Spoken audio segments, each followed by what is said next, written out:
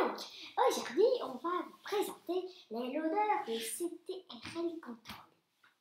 Alors, voici le noir de chez Noir de complètement noir, le camo, qui est plus une couleur militaire ou comme camouflage.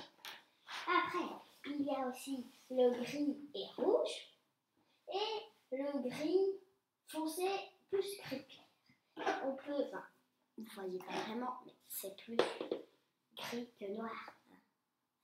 Voilà. On voit que c'est un peu plus vert. Attends, tu mets trop à la verticale. À la verticale. Ouais, tu mets un peu trop à la verticale. Donc, du coup, avec l'éclairage, on voit pas. Regarde. Voilà. Ah, là, on voit la différence.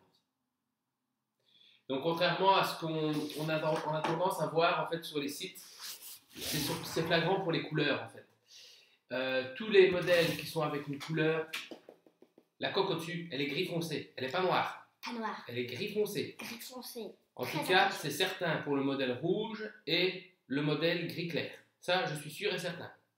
Et je suis aussi sûr et certain pour le bleu turquoise. Il est aussi dans cette même teinte, gris foncé, couleur en dessous. Donc ça, c'est une différence. Alors, sachez donc, c'est donc, comme on m'a dit, c'est le nouveau loader de chez Bunker King. Bunker King, c'est qui? C'est une société qui est fortement apparentée avec Virtu. Donc, quand on va le démonter, on va trouver des choses qui vont rappeler le Virtu Spire. Disons que Virtu a fait la technologie et que Bunker King a fait le design. Bonjour. Ah, c'est malin. Donc ici, là c'est un modèle tout noir sur lequel j'ai mis le Quick Feed rouge pour mettre un peu de couleur tout simplement dessus. Sachez que le Quick Feed qui est là, il vous est fourni avec une ailette de remplacement au bout de mon index. Ouais. Donc ça c'est une chose. Il est compatible sur le Spire 3 et sur le capot originel du Spire IR. Et inversement, tous les Quick Feed de ces loaders sont compatibles sur ce loader-là aussi. Exactement la même chose. Qu'est-ce qu'on a à dire? Je trouve qu'au niveau design, il est joli. Qu'est-ce que tu en penses? Oui. Il rappelle beaucoup le rotor et pas le petit bateau comme on a entendu dire beaucoup sur le Spire. De conception, il me paraît, du moins surtout pour la partie coque inférieure, assez robuste. La coque supérieure me paraît plus légère. Bon, maintenant, là je le tiens bien en main, toutes les pièces elles tiennent bien ensemble, il n'y a rien qui se défait tout seul, contrairement au capot du vieux Spire, du Spire 1 où il y avait presque moyen de l'arracher à la main si vous le preniez d'un certain angle. Alors, un point que j'adore contrairement au Spire 3, c'est que le Spire IR, les coques se défont en un coup. Il y a le clips qui est là, clac, ploup. Voilà, on a les deux coques en main. Le Spire 3, elle reste attachée, et le nombre de fois que c'est chiant pour nettoyer, tandis que là, ploup, ça se retire, on n'en parle plus, et c'est parti. Et idem pour tout ce qui est la partie mécanique. Ploup, voilà, on a tout. Et donc on a les deux coques en main. Super pour le nettoyage. Ça, c'est top. Bon. Alors, au niveau donc technologie, ça quand vous le voyez, ça aspire. Hein. C'est exactement aspire. Sur ce modèle-là, j'ai ajouté, parce que c'est mon modèle personnel, je vais le mettre dans l'autre sens. J'ai ajouté les handsprings. Alors, ici sur ce modèle-là, un peu comme ça, voilà, il y a deux handsprings. Il y a le plateau principal à l'avant qu'on retrouve sur tous les Spires, en option, et le petit à l'arrière. Qui sert à quoi? Qui est un plus finalement, parce que c'est vrai que, bon, moi personnellement je l'ai eu avec le Spire 1. J'avais pas le handspring au début parce que j'ai eu le Spire vraiment au départ et le handspring n'existait pas. J'ai eu le cas où mon loader était vers l'avant et donc j'avais peu de billes et toutes mes billes étaient coincées vers l'avant. Résultat, aucune bille repartait vers l'arrière et j'ai dû secouer mon loader vers ma ligne, c'était le bordel. Tandis que maintenant, avec le handspring, ce qui est bien, c'est comme les billes sont, si elles sont dans la partie avant, elles sont rappelées vers l'arrière. Et le problème pouvait se poser aussi dans l'autre sens, si elles étaient vraiment... Mais alors là, je crois que le plateau arrière, c'est vraiment du superflu. Hein. Parce que s'il y a une dizaine de billes là, ça ne changera pas ma vie. Ça, c'est vraiment du superflu. Mais le plateau devant, ça c'est nécessaire. Ça, je vous l'encourage, les enfants. C'est l'option à acheter quand vous prenez votre spirière. À la limite, négociez-le avec le prix. Le Handspring, c'est 12 € prix public. Tandis que sachez que l'odeur lui-même va de 225 à 250 € en fonction du modèle que vous choisissez. En fonction des couleurs. Donc voilà. Qu'est-ce qu'il y a à dire d'autre? Eh bien, ce qui est bien, c'est que le moulin, boum, il se défait toujours de la même façon. C'est toujours aussi simple à nettoyer. Je crains qu'il ait le même défaut que le spirière, c'est-à-dire qu'au niveau, vous savez, au bout, il y a un aimant. Hein. Ben, j'ai déjà vu cet aimant sauter. Et fatalement, on le perd. Donc, je pense qu'il aura peut-être ce même défaut. J'espère que la qualité, cette fois-ci, est meilleure. Voilà, que dire d'autre? Il fonctionne comme le spire avec 3 piles AA. Alors, je ne sais pas encore si on s'est adapté la batterie de chez Virtu dessus. À mon avis, je pense que oui. Mais là, maintenant, tout de suite, je ne sais pas vous répondre. Voilà, voilà. Alors, contrairement à tout qui est plus simple que l'ancien Spire, oui, pour le régler, on se prenait la tête. Ici, il y a un petit bouton config pour le régler. Allez voir sur Internet, le manuel est là-dessus. Donc, ce sera beaucoup plus simple que de voir ici là, avec le bouton principal.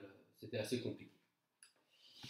Voilà, donc ça c'était pour la présentation technique. Donc c'est tout aussi simple à remettre. Il y a une encoche, pof. Je l'ai bien mis? Oui, je l'avais bien mis. Hop, voilà. Il tombe dedans. À croire qu'il y a un aimant là en dessous qui attire son cul. Hop, on remet dedans. Hop, et on verrouille. Clac. Tout simple. Pour le capot, ça c'est exactement comme le spire. Les autres spires, il y a un petit bouton sur la partie arrière pour le soulever. C'est plus facile pour remplir un pot complet. Bon, bien sûr, le CTRL vous est fourni avec un capot plein d'origine. Après, vous pouvez acheter le Quick Fill en option. Si je ne me trompe pas, c'est 40 ou 45 € pièce. Comment ils sont censés ouvrir ce machin? Ben, là. Ah! Voilà. Mais je... Oh, ok.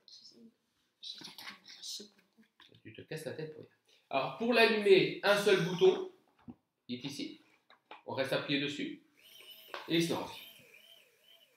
Alors, vous voyez, il y a un petit indicateur. C'est un indicateur d'angle de position.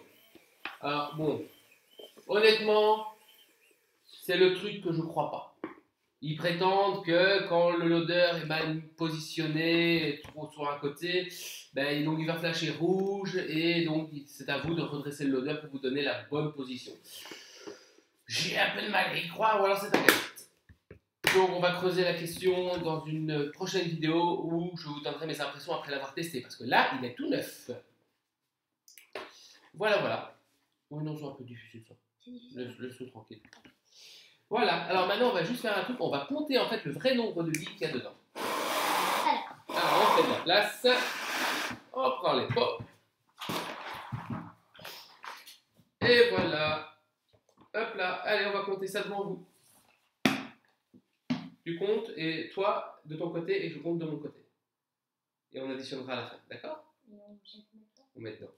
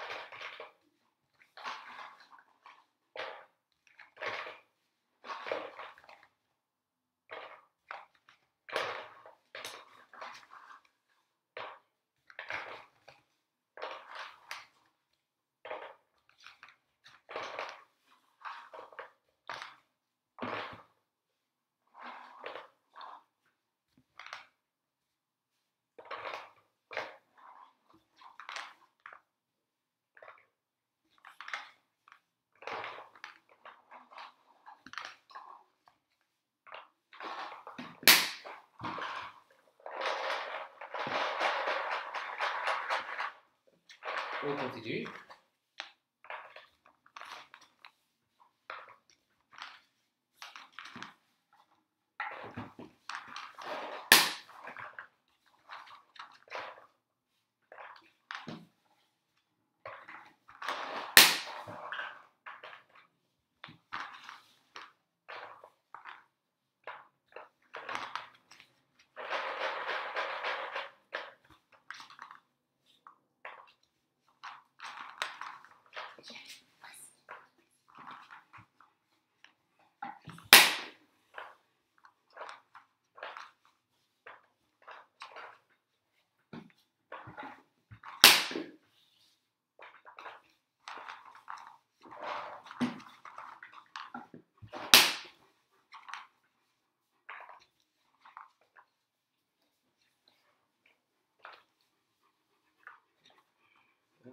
Oh, on est bientôt plein là.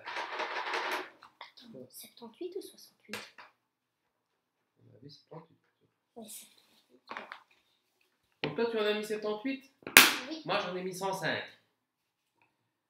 En moyenne, c'est combien? Ça fait 183 billes qui sont dedans. On devrait arriver à 200 normalement. Il y a encore un peu d'espace, hein. On va encore en rajouter. On est à 100 donc 78 et 183. 2, 185, 4,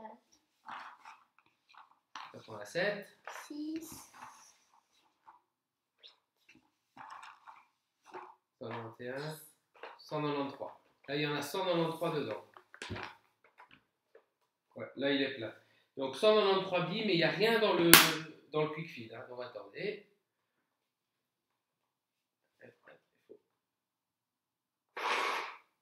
Voilà. Donc là, j'ai mon doigt dans le feeder en dessous. Je vais juste le couper pour éviter qu'on sorte trop vite. Voilà. Voilà. Hop, tu peux mettre les dernières.